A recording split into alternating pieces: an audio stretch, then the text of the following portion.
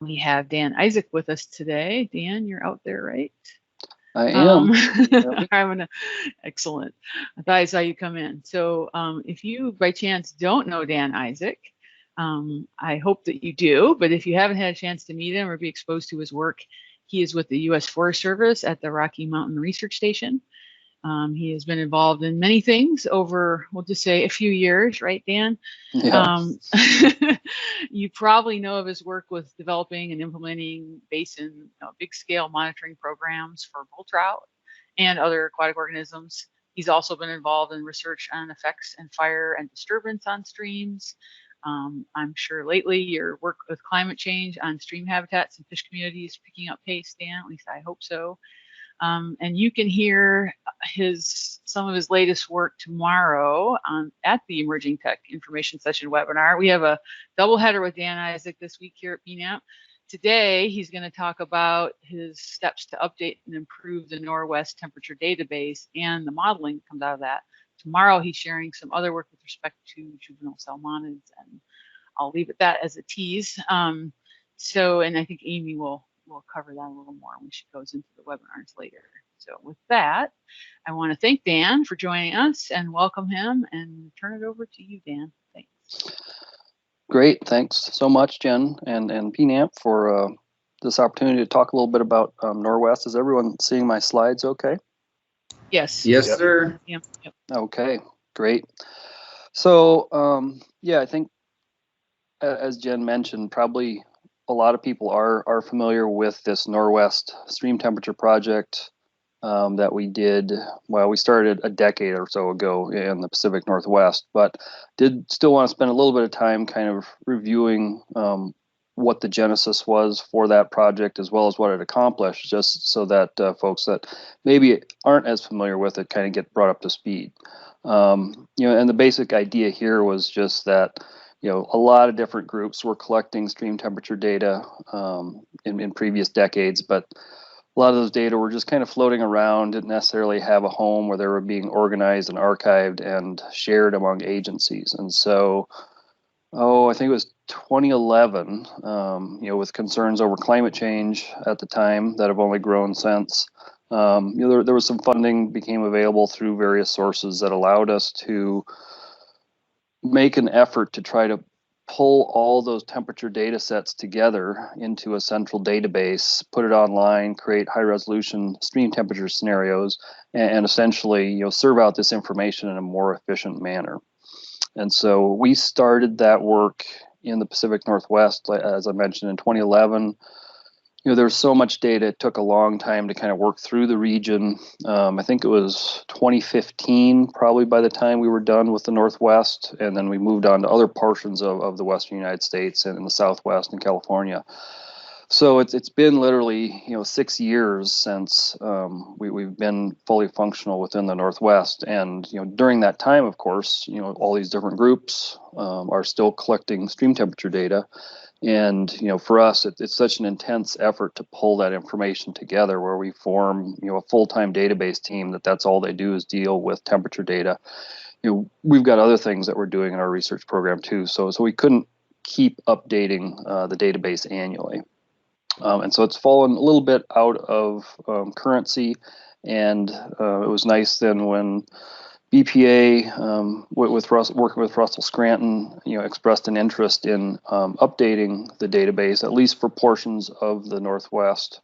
And then I was able to find some matching funds from the Forest Service to pitch in on that as well. And so I'll talk a little bit then after reviewing what NorWeST has accomplished about what we want to try to accomplish with this next update to the database. And just for background, then this temperature data became really popular almost 30 years ago now. Once they started manufacturing small digital temperature sensors, these can get put out in streams, rivers, and lakes. And nowadays they've got battery lives up to 5 years, and so they can collect literally a continuous data stream of temperature recordings every few minutes or every hour, a few times a day, whatever the user sets that recording interval at. And there are literally dozens of state, federal, tribal, private groups that collect these sorts of data. And so there are hundreds of millions of temperature records in just the Western United States. And you know, collectively, we've spent, you know, well over 10 million, maybe $20 million to generate this sort of information.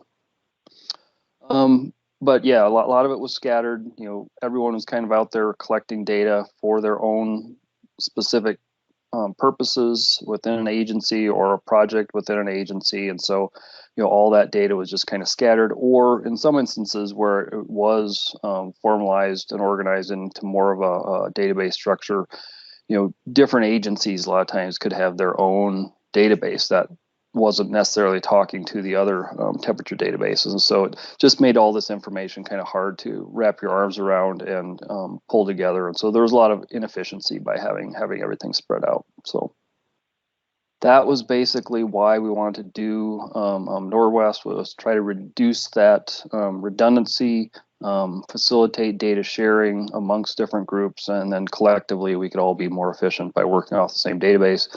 And so, you know, we had to first create a database because just having data themselves are not a database. So we had to pull everything together. As I mentioned, we created a full-time database team. They solicited data from groups across the West, pulled it all together, went through a series of QA, QC cleaning data macros applied to the data streams to flag anomalous records, so we could pull that out or work with the data contributors to resolve what was going on with that particular record, make sure we had valid data that went in the database. You know, and then we created a series of summary temperature metrics and documented all that information with metadata so that people understood how it was processed, where it came from, et cetera, et cetera. And then once it was cleaned up and made into kind of a functional form that we could do something with because we had something consistent, we also took the step of using those observations to create a series of high resolution stream temperature scenarios. And so this map is just showing, you know, kind of a standardized summer period across the Western United States, where we've literally got, you know, all those tens of thousands of observation sites feeding data into this one model fit to give us this picture of what thermal conditions look like for all the flowing waters in the Western United States. And this then was published in 2017 in Water Resources Research. And then the other big thing we did as part of this was to create a public-facing website where all this information could sit, so that all the different groups that had contributed data, they could have access to the temperature data once it had been, you know, cleaned up. So we made sure, you know, we weren't putting out bad information. Everyone could have access to the raw temperature data records in one form, you know, as Excel files and ArcGIS shape files to make it a little more user friendly. We also served out then, you know, those high resolution stream temperature scenarios as ArcGIS shape files. And that's proven to be you know, a really popular way of serving this information back to the community. We get, you know, thousands of visits to this website every year, and people are downloading you know, temperature data in various formats all the time. And having that sort of open access database then really created a lot of synergies. You know, there's a lot of different applications of those high resolution scenarios. You know, for example, even though there are a lot of temperature data collected at specific sites within streams or rivers, you know, the extent of the network itself is still encompassing hundreds of thousands of kilometers of flowing water. So there's still the vast majority of places or reaches out there within that network that don't have temperature measurements. And so those high resolution scenarios give us a way of, you know, basically having temperature information everywhere. You know, that's based on a model, but it's linked to just such a huge data set. It turns out to be really accurate. And so wherever someone needs temperature information, they can use those high resolution scenarios to pull an estimate of what stream temperature is at that site and link it then to other you know, attributes at that particular area to do some sort of model analysis or see whether or not temperature criteria are exceeded for that particular area, et cetera. You know, researchers that are doing work with temperature instead of having to go out and collect new data, they can just query the database and pull out a subset of the larger database that meets the criteria for the type of information they're looking for. And so they can go then to town in terms of doing new temperature research, building new models, publishing new papers, and creating new information without having to go through, the step necessarily of buying temperature sensors themselves, putting it out in the field, pulling those sensors back in, processing the data. They've just got a lot of data already at their fingertips. Those high resolution scenarios come in really useful for doing species distribution models, and I'll highlight one example of that in some of the applications of NorWeST here in a second. But anytime you want to basically understand why different species occur in different places, for ectotherms like fish and amphibians, temperature is always going to be a hugely important variable, and so being able to reference biological records against these temperature data sets is a great way to be able to predict and understand where species have a higher probability of occurring, but also then, as the climate continues to warm, where those distributions may be shifting in the future. And then two, on the monitoring side of things and establishing new temperature sites, having this database that shows all the places where stream temperature data have already been collected allows people to kind of look before they leap in terms of asking, I'm going to put out some new temperature sensors in this particular river basin. What streams already have that data and maybe aren't as high a priority versus ones that don't have any temperature data. They can go to the database, look and see what exists, and then kind of fill in those gaps or supplement, what exists in other ways. And so here quickly, I just wanted to highlight some of the applications of the NorWeST scenarios and databases that are maybe a little bit more high profile. First of which was this EPA sponsored Columbia River Cold Water Refuges plan. And the idea here was to look at the main stem Columbia to get a better sense of where the cold water refugia are that salmon can use during summer months as they're migrating upstream from the ocean. And here, because they as I mentioned, we don't have temperature measurements everywhere, and so there's still a lot of gaps in terms of reaches that we don't know. What they did was they used the NorWeST scenarios to calculate what the temperatures were of the larger rivers flowing into the Columbia and then some of the major tributaries, and they could use that then to estimate the size of the cold water plume that they would generate in the main stem Columbia River. And so it was a really elegant analysis and a great way of quantifying this and having that, spatially consistent, high resolution summer stream temperature scenario, what was a big driver of what allowed them to do this work. One of the things that we did in terms of trying to better understand what the temperature trends were across the region was to simply query from the database what the best long-term monitoring records were. Most of the data that we pulled into NorWeST, they probably encompass 1 or 2 summers of monitoring effort at a particular site, because for the most part, people go out and they put a temperature sensor in. They're just curious about, is this stream going to be really hot, or maybe it's a really cold place, and so they don't necessarily stick with setting up and doing that as a long-term monitoring program. So of the thousands of sites within the database that have some temperature data, only a small proportion of those have, say, a decade or more length monitoring record. And so what we did as part of this project was to go in, pull out all those records that had, I think, at least a decade of monitoring and occurred on a large river within the Northwest, because here we were interested in really quantifying what the long-term trends were in temperatures on some of the larger migratory habitats for anadromous fish and for fluvial fish in the case of bull trout. And there were, I think, about 300 sites in the Northwest that met those criteria. And from that, we were able to then reconstruct what the long-term warming trends were at those hundreds of sites and rivers across the region.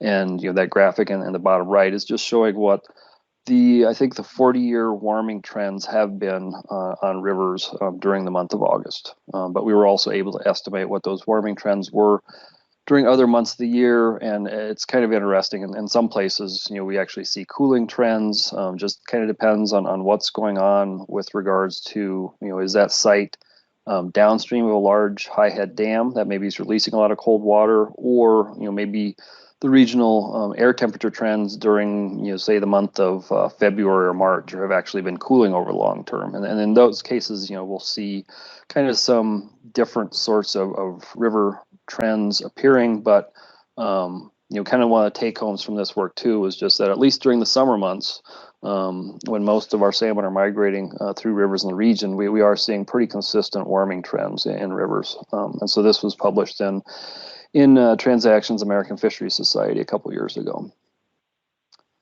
And then this one last kind of application I wanted to highlight too, just to get a sense of the diversity of the things that we can do with these stream temperature databases and scenarios that are created in NorWeST. And this is an example then of using the scenarios with large fisheries survey data sets to build species distribution models that allow us then to kind of highlight the subset of streams within a species range that are most likely to act as long-term climate refugia.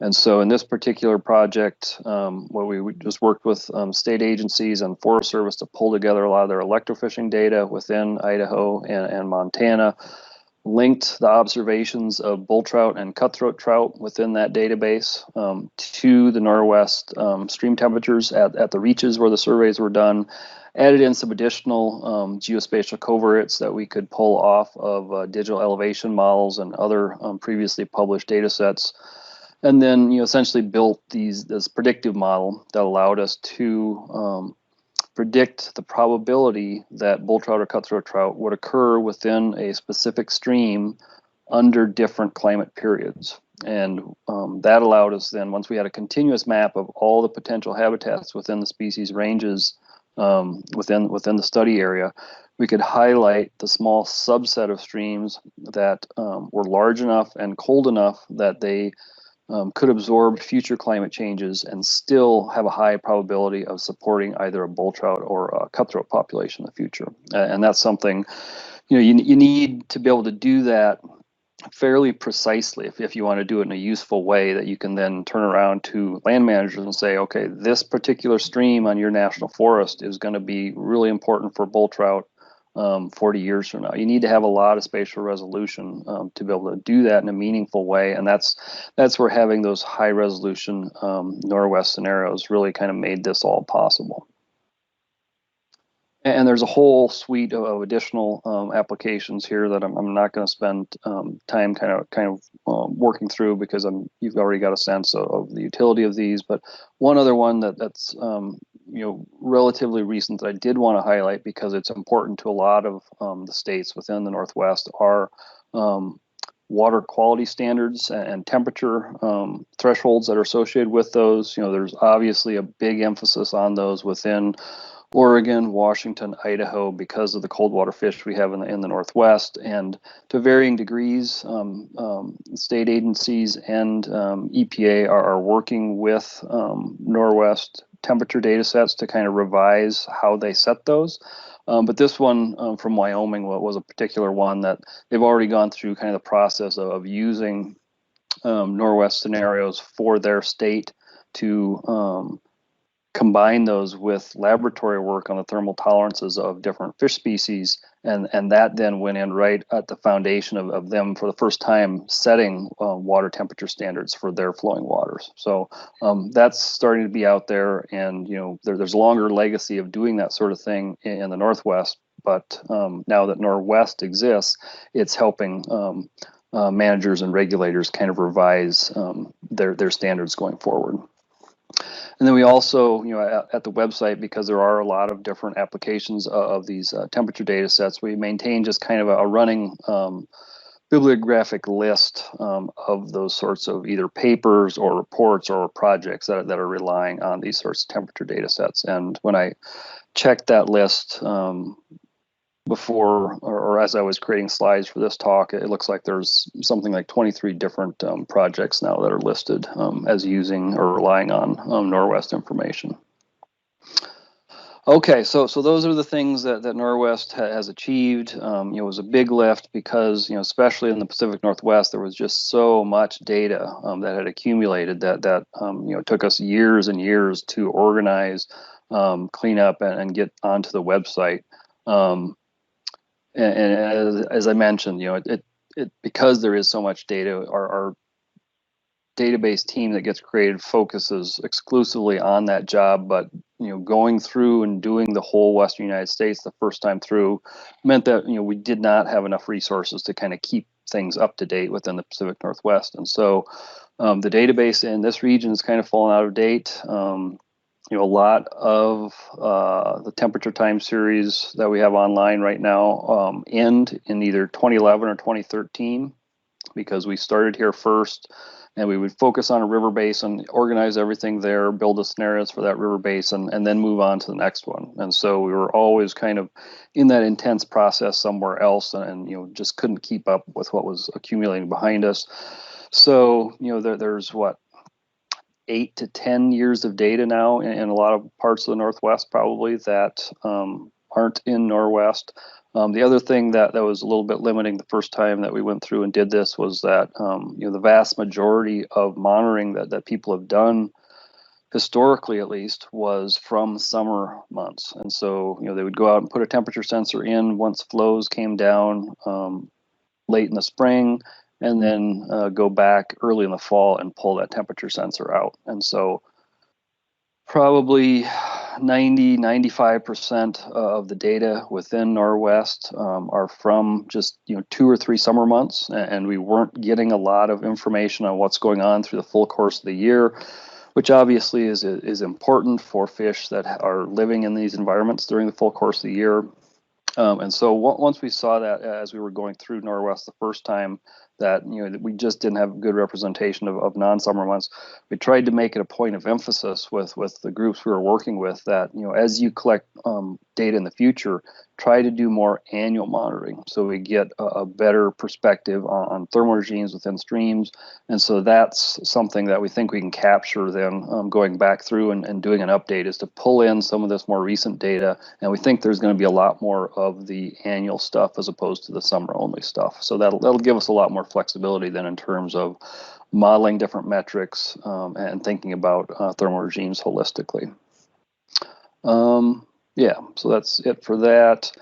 And so that brings me to kind of what's been the genesis of doing this NorWeST 2.0 to do the update, is that BPA has come forward with some funding, and I was able to, through partnerships and in coordination with U.S. Forest Service Region 6, to identify some matching funding, such that we've got a targeted area now that we're focusing on that is constituted by the interior Columbia River Basin and those river basins specifically that still have anadromous fish access. And so in terms of the original names for these units that we called them in NorWeST, these are the Mid-Columbia, the Clearwater, the Salmon in Idaho, and then the Upper Columbia and Yakima. And so we issued the data call to start pulling in stream temperature data for this area a month or maybe 2 months ago now. And we're in the process of just ingesting data and accepting it to go into this next iteration of the database until mid-April. And the hope then is that we're going to have everything cleaned up and modeled, and some different metrics predicted from the models by the end of 2021. And yeah, you can kind of see the objectives down there. I basically just talked through those. And one of the reasons then, I guess, that BPA specifically is interested in doing this is because they are engaged in efforts to do the full life cycle models for different anadromous fish, and right now they don't have good temperature information on those non-summer months. And so that'll be a big driver here, is to try to get that information and tie it to specific life stages of the organism. And then one of the other things that we want to do is to do a sort of gap analysis to see, where are temperature data being collected relative to the full network that these fish are accessing, and see if there aren't some gaps or some redundancies, or ways to think about doing monitoring more efficiently moving forward. And initially, at least, then we're focusing on this interior Columbia area that's accessible to anadromous fish, but that doesn't mean that this snowball won't gain momentum as we get it up and running again. The first time that we did NorWeST, it started with a small amount of funding for, I think, Idaho, Western Montana, as part of the Great Northern Landscape Conservation Cooperatives.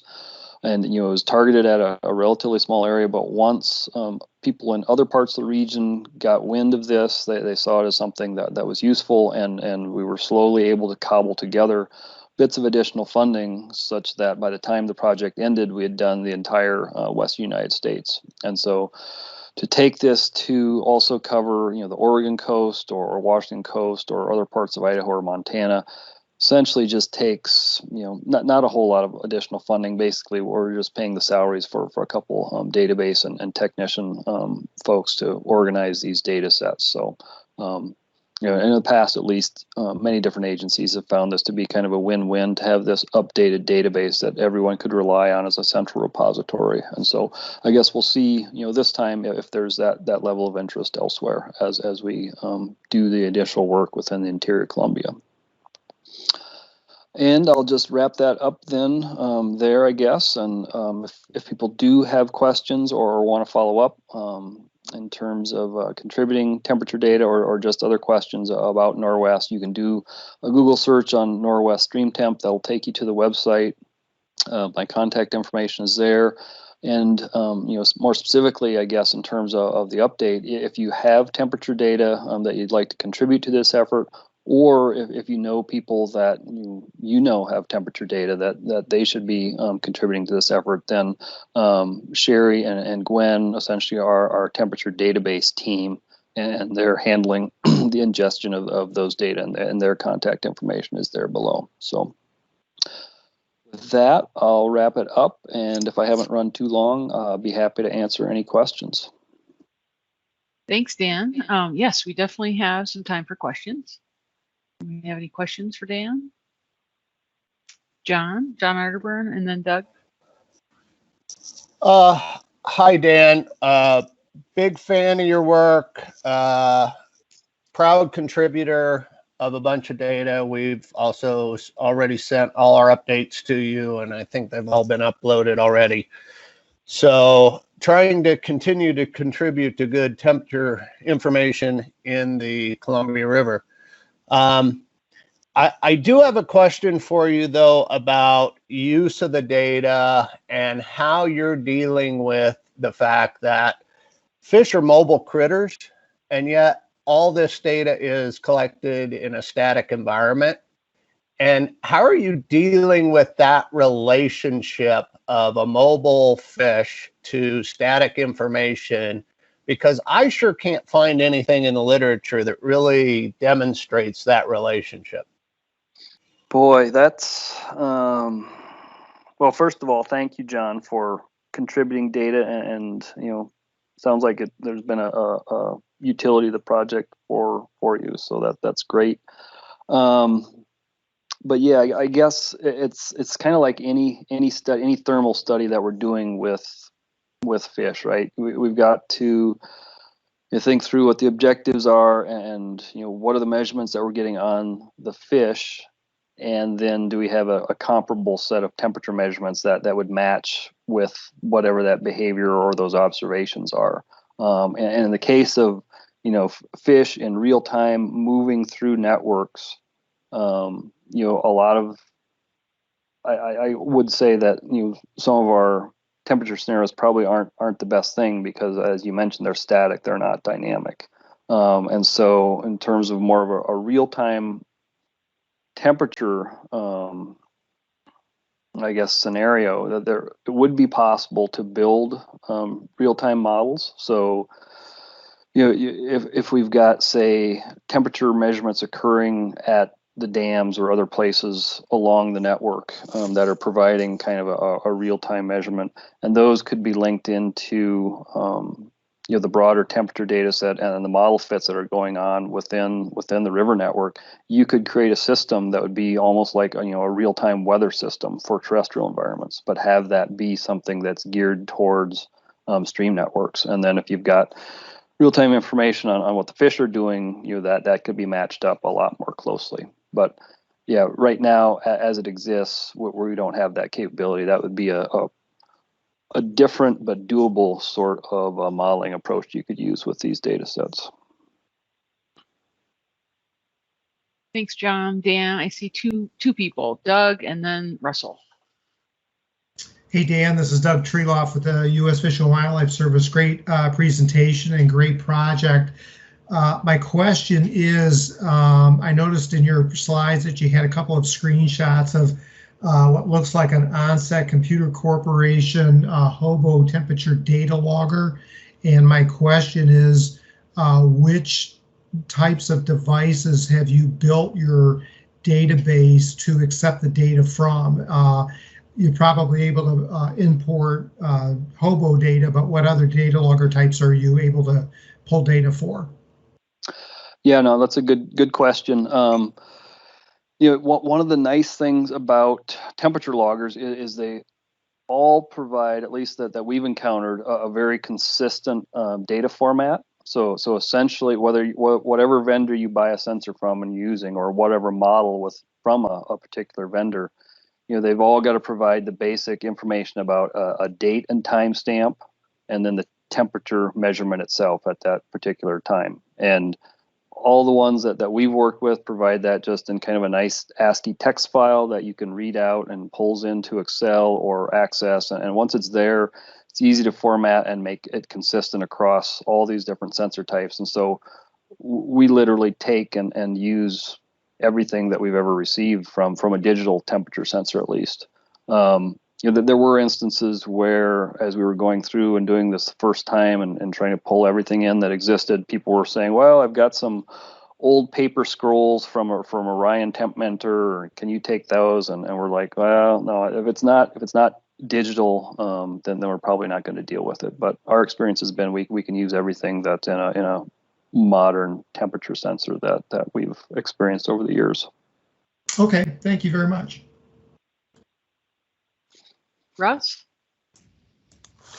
Yeah, I just had a quick question, and I just posted it, which is, since I'm a COR working with you on this to a degree and helping getting the data call, you've sent out the data call, and I think one question some of our sponsors have been asking and contractors are, where can they be sending the data to you, and if they have data going to certain data systems like the EPA's Water Quality Exchange, is that in a format that you guys can use, and are there needs for improved data exchange standards to get you guys the data in the right format to simplify cleaning and things like that? So I think the main question I had is, if our contractors were sending data to the Water Quality Exchange and Storette, is that getting to you guys, or do we need to have separate requests and them sending it to someplace else?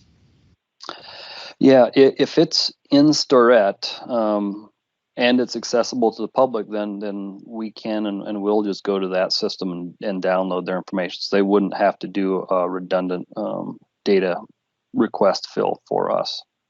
Okay. Yep. Thank you. And I guess I'll check with Gwen just to make sure that that we're querying that database. But yeah, she's got a long list of all the sources that we used last time that were already formatted and online, because those were a lot easier for us to grab and deal with, quite frankly, than individual data files from individual biologists and hydrologists. Those are kind of the nightmares and why it took us so many years to do it the first time. But if it's in Storette or any other database, then we'll definitely be grabbing those. Great. I think, just for clarification, that the new Storette, I guess, or Storette is combined with USGS into the National Water quality portal, I believe, or National Water Information Portal. Forgive me, I don't know the name. Yeah. It's fairly new in the last few years, so that would obviously be a good source. And maybe if you want me to send anything out in our notes, Dan, shoot me that sort of clarification. We'll definitely. I see one more question. We'll definitely share those names that Dan had on his last slide, if you want, in our notes from today, Dan. I'm going to go to Ken Fesho. This will be our last question, though, and then we're going to move on to the next topic. Ken? Just a follow-up on that question, and thanks, Russell, for asking that, because I think a lot of folks do work, both tribes and states, to get data into those data exchanges. And so I really am heartened to hear that Dan's team is going to be scraping data from the water quality portal. There's also state database, Aquams, that Oregon has got up and running in the last few years that does not push all their water quality data to store it for a variety of reasons. And so I just encourage you to reach out to Oregon DEQ, because it's been a topic. It's been discussed internally. And then I guess too, that can pose problems, right, for folks. And I'm just curious really quick, the devil gets into details really quick, in the sense that how do you guys be efficient with asking folks to submit data? Because going back to 2011 to 13 to present, that's a huge workload to submit that data, and some of it may be in StoreIt and some of it may not be. And so trying to figure out how we can help you get that word out to, our grantees. OWEB grantees do a lot of water temperature monitoring in this area, and some of it we require them to submit it to the state of Oregon, and that then is uploaded to StoreIt. So are we good then by having that data submitted to the state, that we have confidence that you will be pulling that data to update this database? Well, I guess if it was submitted to them long enough ago that they've cleaned it, organized it, and made it publicly available through their portal, then we will certainly get those. But if it's been a more recent submission to them where it hasn't gone through their full QA QC process and it's not public facing, then we may need to dive into the weeds and have some discussion and kind of sort through what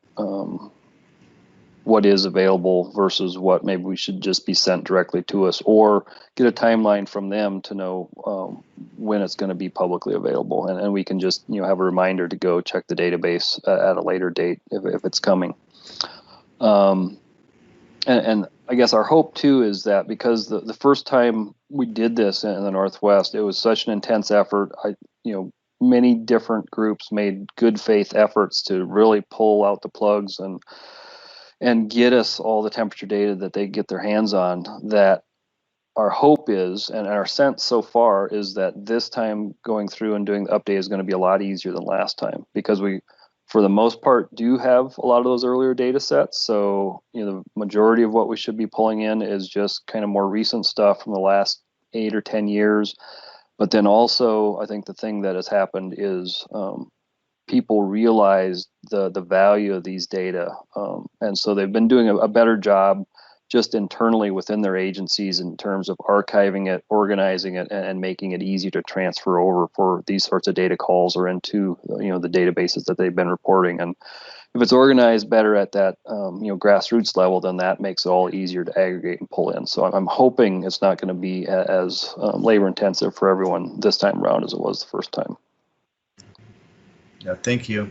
Yep. And Ken, too, could you just tell me the name of that new Oregon DEQ database? So I'll make sure that I talk to Gwen about that, and that's one she covers. How about I put it in the chat with the link? Okay, that'd be great. No problem. Thank you. Thanks, Ken. Those are good questions. And Dan, if there's anything that I can do that we can, help you spread the word and clarify, please, feel free to send me something I can forward.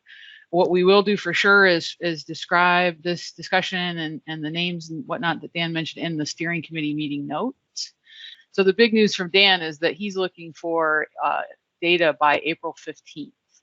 in order to have a point in time, right, Dan, where you can say, okay, going forward, we're going to work with this data set. So that's obviously not far off.